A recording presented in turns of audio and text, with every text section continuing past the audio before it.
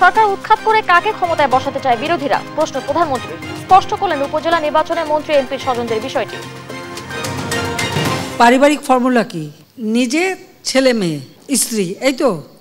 আপনার এটা হিসাব করেন তো কয়জন ছেলে মেয়ে আর কয়টা স্ত্রী দাঁড়িয়েছে? এর বাইরে তো আর পরিবার ধরা হয় না। চেক আপ শেষে বাসায় ফিরলেন খালেদা। উপজেলা নির্বাচনেও ভোট বর্জনকে উৎসাহিত করতে চায় বিএনপি, কর্মসূচি আসছে শীঘ্রই।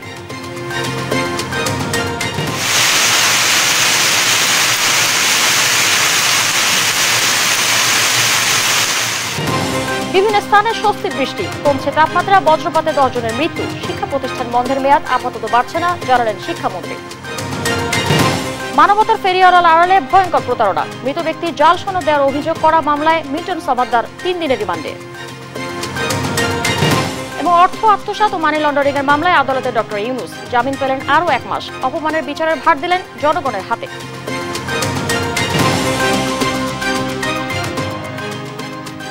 সংবাদ রাতে দেখছিলেন AKS TMT সংবাদ শিরোনাম, সঙ্গে আছে আমি করবি তৃষা। সরকার উৎখাত হলে কে ক্ষমতায় বসবে এমন প্রশ্ন করে প্রধানমন্ত্রী শেখ হাসিনা বলেন, বিষয়টি স্পষ্ট নয় বলেই বিরোধীদের আন্দোলনে সাড়া পাচ্ছে না। যারা উপজেলা নির্বাচন প্রভাবমুক্ত রাখতেই এমপি মন্ত্রীর স্ত্রী সন্তানদের প্রার্থিতা থেকে সরে দাঁড়াতে বলা হয়েছে। থাইল্যান্ড সফর নিয়ে দুপুরে গণভবনে সংবাদ সম্মেলনে এসব কথা বলেন তিনি। জানান 14 দল আছে, থাকবে। যুদ্ধ পরিস্থিতি উস্কে দিয়ে মানবাধিকার নিয়ে সরব আমেরিকার দ্বৈত নীতির সমালোচনাও করেন সরকার প্রধান। জয় যাদবের রিপোর্ট। সম্প্রতি থাইল্যান্ড সফরের বিস্তারিত তুলে ধরে বৃহস্পতিবার সকালে গণভবনে সংবাদ সম্মেলন করেন প্রধানমন্ত্রী শেখ হাসিনা। জানান, এই সফর সহযোগিতার নতুন দুয়ার খুলেছে। লিখিত বক্তব্যের পর প্রশ্নোত্তরে উঠে আসে বিরোধী দলের আন্দোলন, জোট রাজনীতি, উপজেলা নির্বাচন আর আন্তর্জাতিক প্রসঙ্গ। স্বাগত জানান। প্রধানমন্ত্রী বলেন, দ্বাদশ সংসদ নির্বাচন যেন না হয় সেজন্য অনেক চেষ্টা ছিল, কিন্তু জনগণের উপর বিশ্বাস ছিল বলেই নির্বাচন সম্ভব হয়েছে। জানান, বিরোধীদের কাছে নেতৃত্বের মুখ স্পষ্ট নয় বলেই সাড়া পাচ্ছে না তাদের আন্দোলন। বাম চলে গেছে 90 ডিগ্রি ঘুরে, ঠিক আছে, তারা আমাকে উৎখাত করবে। পরবর্তীতে কে আসবে তাহলে? সেটাকে ঠিক করতে পেরেছে? কাকে তারা আনতে চায় সেটা কিন্তু স্পষ্ট না। আর সেটা স্পষ্ট না বলেই তারা কিন্তু কেউই জনগণের কোনো সাড়া পাচ্ছে না। পার্লামেন্ট ইলেকশন করতে হলে আপনাকে তো পাবলিকের কাছে দেখাতে হবে যে আপনার পরবর্তী নেতৃত্বে কে আসবে বা প্রধানমন্ত্রী কে হবে বা নেতা কে হবে। একটা নেতা তো দেখাতে হবে। আপনার কাছে যদি এখন উপযুক্ত নেতা না থাকে তখন তো আপনাকে একটা ছুতা খুঁজতে হয়। হ্যাঁ, ইলেকশন করলাম না, বিরাট ব্যাপার দেখালাম। বাস্তবতা তো সেইটাই, আমাদের দেশে তো ওইটাই হচ্ছে। এখন একটা সাজাপ্রাপ্ত আসামিকে যদি পাবলিকের কাছে দেখান, পাবলিক তো ওটা নেবে না। উপজেলা নির্বাচনে এমপি মন্ত্রীদের স্বজন প্রসঙ্গে স্ত্রী ও সন্তানের কথা বলেন আওয়ামী লীগ সভাপতি। বলেন, নির্বাচন প্রভাব মুক্ত রাখতেই স্বজনদের সরে দাঁড়াতে নির্দেশ। পারিবারিক ফর্মুলা কি? নিজে, ছেলে মেয়ে, স্ত্রী, এই তো। আপনার এটা হিসাব করেন তো কয়জন ছেলে মেয়ে আর কয়টা স্ত্রী দাঁড়িয়েছে? এর বাইরে তো আর পরিবার ধরা হয় না। তবে হ্যাঁ, এটা ঠিক যে হয়তো এক জায়গায় বউকে দিল, আর এক জায়গায় ছেলেকে দিল, আর এক জায়গায় এগুলি আসলে ঠিক না। কর্মীদেরও মূল্যায়ন করা উচিত। আমি সেটাই বলতে চেয়েছি আমাদের নেতা কর্মীদেরকে, যে কর্মীদেরও মূল্যায়ন করা উচিত এবং সেখানে সব কিছু নিজেরাই নিয়ে নেব, একটা আর আমাদের নেতা কর্মীদের জন্য কিছু রাখবো না, এটা তো হয় না। শেখ হাসিনা বলেন, দলের হীরক জয়ন্তী উদযাপনে কমিটি হবে, বিভিন্ন দেশের নেতাদের আমন্ত্রণ জানানো হবে। তিনি আরও জানান, অচিরেই 14 দলের সভা হবে। আমি খুব শীঘ্রই তাদের সাথে আবার বৈঠকও করব। এখন নির্বাচনে 14 দলের অনেক দল কিন্তু তারা প্রার্থী দিয়েছিল, ইলেকশন করেছে। আর নির্বাচনে জেতা না জেতা সেটা আলাদা কথা, কিন্তু আমাদের এই জোট, আমাদের জোট থাকবে, জোট আছে। যুক্তরাষ্ট্রে ইসরায়েল বিরোধী বিক্ষোভ থেকে ছাত্র শিক্ষকদের গ্রেপ্তারের সমালোচনাও করেন প্রধানমন্ত্রী। 900 ছাত্র, মানে প্রফেসর থেকে শুরু করে সব গ্রেপ্তার হয়েছে এই আন্দোলন করার জন্য একমাত্র আমেরিকায়। আর এটা নাকি গণতন্ত্রের একটা অংশ, সেটা আমাদের শুনতে হয়। নির্বাচনকে অর্থবহ করাই লক্ষ্য উল্লেখ করে প্রধানমন্ত্রী বলেন, দেশের মানুষ ভোট দেবে, বর্জনের ডাক দিয়ে তাতে হস্তক্ষেপের অধিকার কারো নেই। স্বচ্ছ করা। জয় যাদব, দেশ টিভি, ঢাকা। 7 জানুয়ারি নির্বাচনের মতো উপজেলা নির্বাচন বর্জনেও জনগণকে উদ্বুদ্ধ করতে নেতাকর্মীদের নির্দেশনা দিয়েছেন বিএনপির সিনিয়র যুগ্ম মহাসচিব রুহুল কবির রিজভী। শিগগিরই গণসংযোগ ও লিফলেট বিতরণ কর্মসূচি দেওয়া হবে বলেও জানান তিনি। জনগণ ভোট দেবে না এমন শঙ্কা থেকেই আওয়ামী লীগ নির্বাচনকে ভয় পায় বলে মন্তব্য করেন ঢাকা মহানগর দক্ষিণ বিএনপির আহ্বায়ক আব্দুস সালাম। বিস্তারিত সাইফুল রিপনের প্রতিবেদনে। কেন্দ্রীয় কর্মসূচির অংশ হিসেবে আজও রাজধানীর বাড্ডা, নয়াপল্টন সহ বিভিন্ন এলাকায় তীব্র তাপপ্রবাহে অতিষ্ঠ নগরবাসীর মাঝে বিশুদ্ধ খাবার পানি ও স্যালাইন বিতরণ করে বিএনপি। কর্মসূচিতে অংশ নিয়ে বিএনপি নেতারা অভিযোগ করেন, জনগণের স্বার্থে নয় বরং নিজেদের স্বার্থে রাজনীতি করে আওয়ামী লীগ। জনগণের মৌলিক অধিকার রক্ষায় ব্যর্থ হয়েছে সরকার। রাষ্ট্রীয় যন্ত্রকে ব্যবহার করে এবং বিদেশি প্রভুদের সহযোগিতা নিয়ে তারা আওয়ামী সরকার ক্ষমতায় বসে আছে। আজকে আওয়ামী লীগের রাজনীতি ধ্বংস হয়ে গেছে।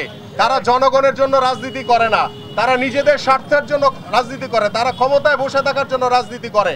প্রতিবেশী একটা বৈরী দেশ আমাদের দেশের পানি প্রবাহ বন্ধ করে বাংলাদেশকে মরুর দেশে পরিণত করা হয়েছে। সরকার তো শুধু আমাদের ক্ষমতাটা দখল করার জন্য একটা কারসাজি করে তার দায়িত্ব শেষ করে। আজকে অত্যাচারী কিল দেওয়ার এই সরকার আজকে বদলে দিতে হবে।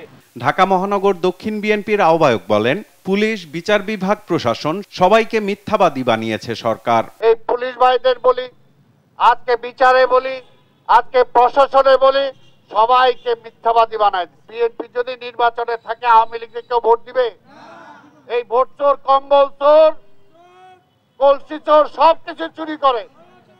আজকে এই চোর রেখে ভোট দিবে? এই কারণে তারা ভোটেই ভয় পায়।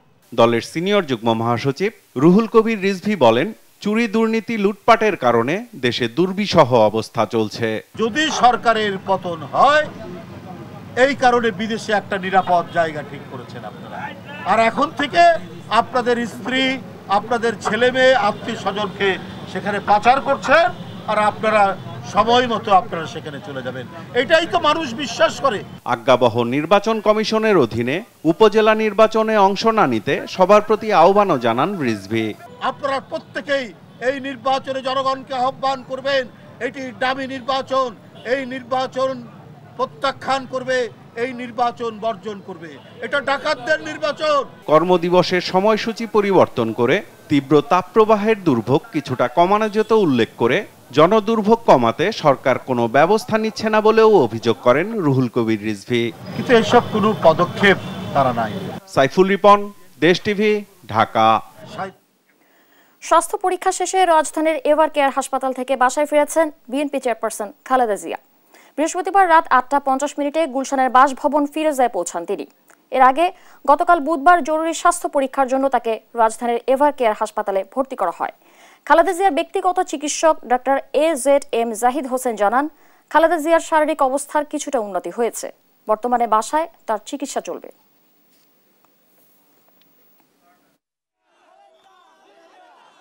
ওনাকে একটা আশঙ্কাজনক অবস্থায় মাঝে মাঝে নিয়ে যাচ্ছে, সেটি হচ্ছে ক্রনিক লিভার ডিজিজ।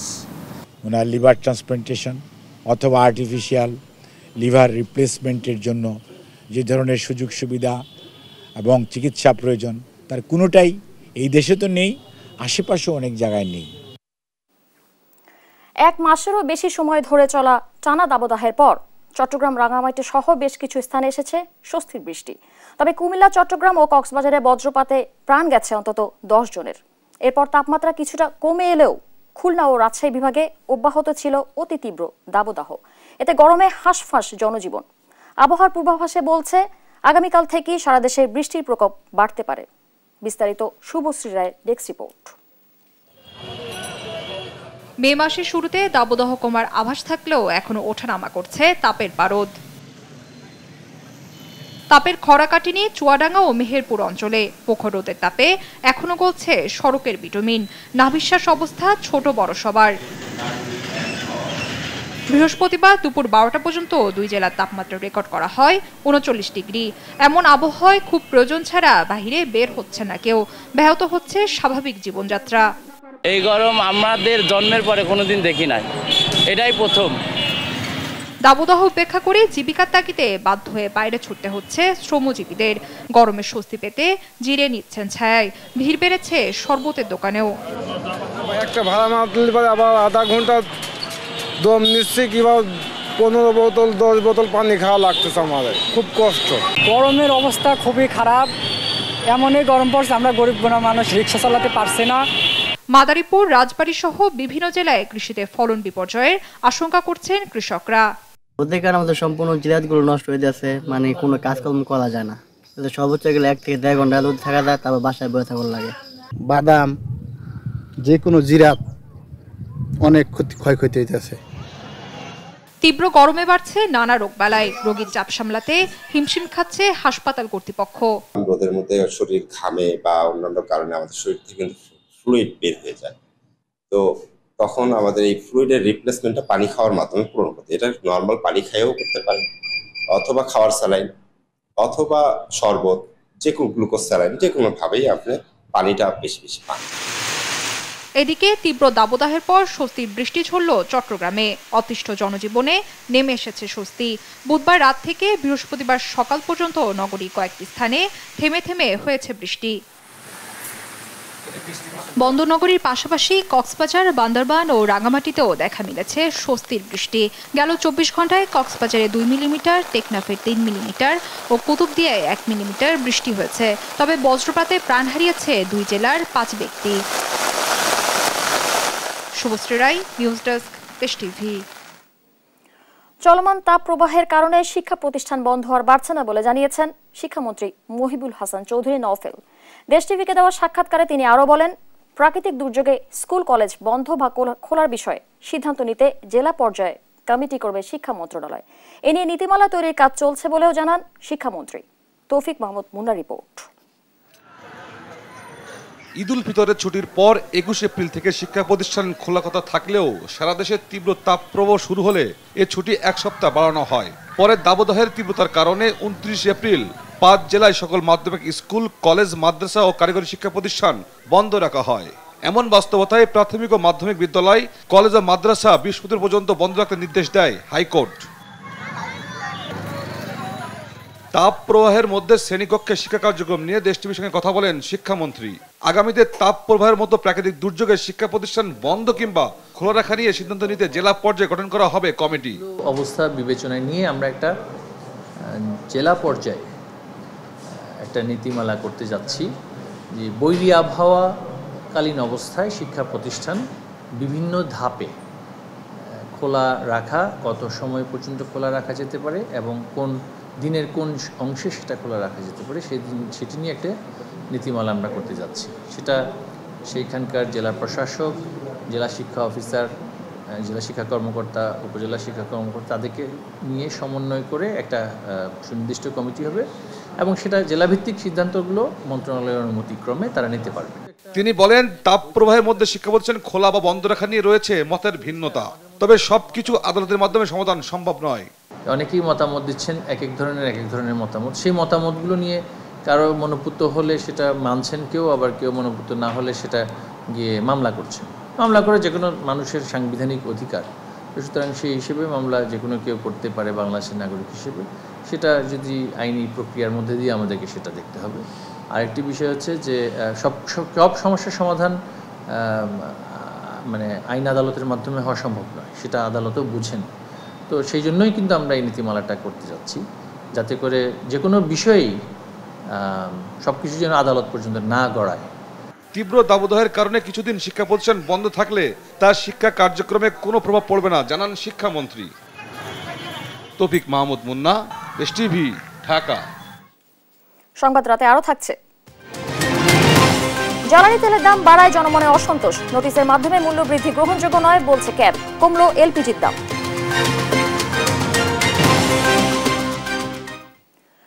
মৃত ব্যক্তিদের জাল মৃত্যু সনদ দেওয়ার অভিযোগে করা মামলায় চাইল্ড অ্যান্ড ওল্ড এজ কেয়ারের চেয়ারম্যান মিল্টন সামাদ্দারকে 3 দিনের রিমান্ডে দিয়েছেন আদালত। রাষ্ট্রপক্ষের আইনজীবী জানান, রিমান্ডে আরও ভয়ঙ্কর তথ্য বেরিয়ে আসবে। তবে মিল্টন সামাদ্দার নির্দোষ প্রমাণিত হবেন বলে আশাবাদী তার আইনজীবী। বিস্তারিত শাহাদান নিশাদের রিপোর্টে। মানবতার ফেরিওয়ালার মুখোশের আড়ালে ভয়ঙ্কর সব প্রতারণার অভিযোগে child and old age care আশ্রমের চেয়ারম্যান মিল্টন সমাদ্দারকে গ্রেফতার করে ঢাকা মহানগর গোয়েন্দা পুলিশ। গ্রেফতারের একদিন পরই দুপুরের দিকে ঢাকার চিফ মেট্রোপলিটন ম্যাজিস্ট্রেট আদালতে হাজির করা হয় মিল্টন সমাদ্দারকে। এর আগে ডিএমপির মিডিয়া সেন্টারে এক সংবাদ সম্মেলনে ডিবি প্রধান জানান, মৃত ব্যক্তিদের জাল মৃত্যু সনদ দেওয়ার অভিযোগে করা মামলায় 7 দিনের রিমান্ড চাওয়া হবে। লাশ দাফন করার যে পুলিশের যে সিটি কর্পোরেশনের যে অনুমোদনটা সে তো নেই না, সে নিজেই তো লিখে সাইন করে এই কাগজপত্র সিলগুলি আমরা তার কাছ থেকে উদ্ধার করেছি। এটা আমরা বাদী একটা মামলা করেছি, আর বাদী আরো 2টা বাদী তারা অলরেডি মামলা রুজু করে ফেলে থানায় আছে। তার বিরুদ্ধে মোট 3টে মামলা। বিকেল 3:15টার দিকে এজলাসে তোলা হয় মিল্টনকে। আদালতের শুনানি শেষে ঢাকার অতিরিক্ত chief metropolitan magistrate Tofazzal Hossain Milton সমাদ্দারের 3 দিনের রিমান্ড মঞ্জুর করেন। শুনানি শেষে আসামি পক্ষের আইনজীবী সাংবাদিকদের জানান, মিল্টন সমাদ্দারের বিরুদ্ধে অভিযোগ সত্য নয়, রিমান্ডে নিরপরাধ প্রমাণিত হবে বলেও প্রত্যাশা এই আইনজীবীর। মিল্টন সমাদ্দার কোনো অন্যায় করে নাই, কোনো অপরাধ করে নাই, সুতরাং মিল্টনকে যে রিমান্ড দেওয়া হলো এই রিমান্ডে ইনশাআল্লাহ সে নিরপরাধ প্রমাণ হয়ে চলে আসবে। একই সাথে 3 দিনের রিমান্ডের জিজ্ঞাসাবাদে আরো ভয়ঙ্কর তথ্য বেরিয়ে আসবে বলে মনে করেন রাষ্ট্রপক্ষের আইনজীবী। এছাড়াও তার স্ত্রী সহ জড়িতদের গ্রেফতারের দাবি জানান। 7 দিনের পুলিশ রিমান্ড চেয়েছে, পুলিশ 3 দিনের পুলিশ রিমান্ড আদালত মঞ্জুর করেছে এবং এই মঞ্জুরের মাধ্যমে তাকে জিজ্ঞাসাবাদ করলেই আরো অনেক অজানা তথ্য এগুলো বেরিয়ে আসবে। এর আগে গেল 1 মে রাতে রাজধানী মিরপুর এলাকায় অভিযান চালিয়ে মিল্টন সমাদ্দারকে গ্রেফতার করে ঢাকা মহানগর গোয়েন্দা পুলিশ। সাদাত নিশাদ, দেশ টিভি, ঢাকা। অর্থ আত্মসাৎ এবং মানি লন্ডারিং মামলায় জামিন পেয়েছেন নোবেলজয়ী ডক্টর মোহাম্মদ ইউনুস সহ 14 আসামি।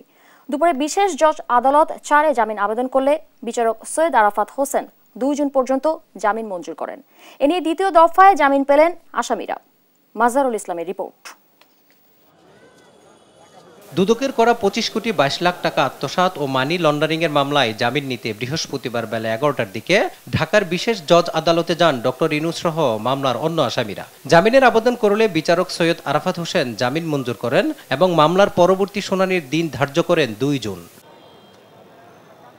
মামলা নিয়ে সাংবাদিকদের প্রশ্নের জবাবে ডক্টর ইউনুস বলেন, তাকে অপমানের বিচার এদেশের জনগণই করবে।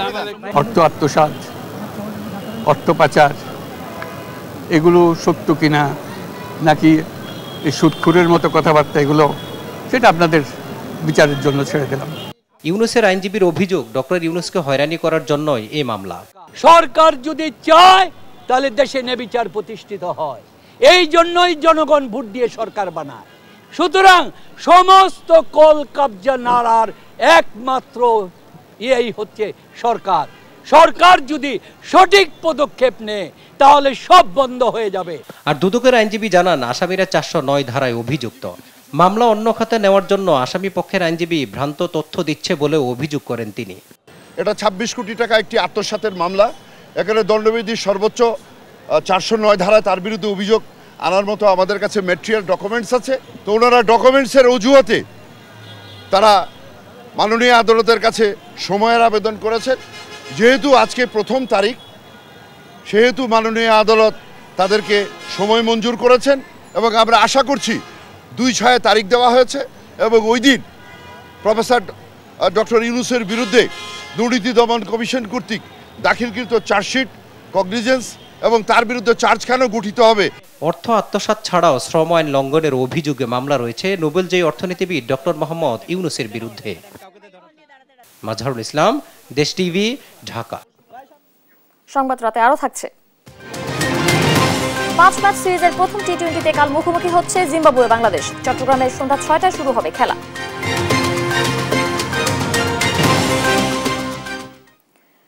বিমা ও ব্যাংকিং খাতে সহযোগিতা ও উদ্ভাবনের নতুন যুগের সূচনা করে এবার আকিস তাকাফুল লাইফ ইন্স্যুরেন্স ও সিটি ব্যাংকের মধ্যে ব্যাংক অ্যাসুরেন্স পার্টনারশিপ চুক্তি সই হয়েছে।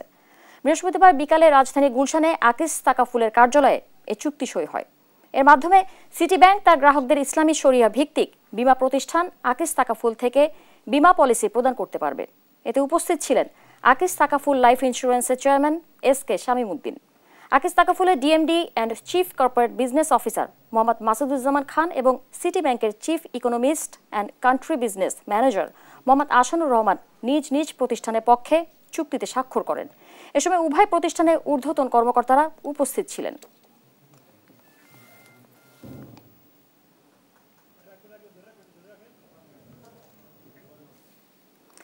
রূপালী ব্যাংক ঢাকা উত্তর বিভাগের শাখা ব্যবস্থাপকদের নিয়ে ব্যবসায়িক সম্মেলন অনুষ্ঠিত হয়েছে। বৃহস্পতিবার দিলকুশাস্থ ব্যাংকের প্রধান কার্যালয়ের কনফারেন্স রুমে এ সম্মেলন অনুষ্ঠিত হয়। এতে প্রধান অতিথি ছিলেন ব্যাংকের মহাব্যবস্থাপক ও সিইও মোহাম্মদ জাহাঙ্গীর। উপস্থিত ছিলেন ব্যাংকের উপব্যবস্থাপনা পরিচালক সহ বিভাগের আওতাধীন জোনাল ম্যানেজার ও শাখা ব্যবস্থাপকগণ।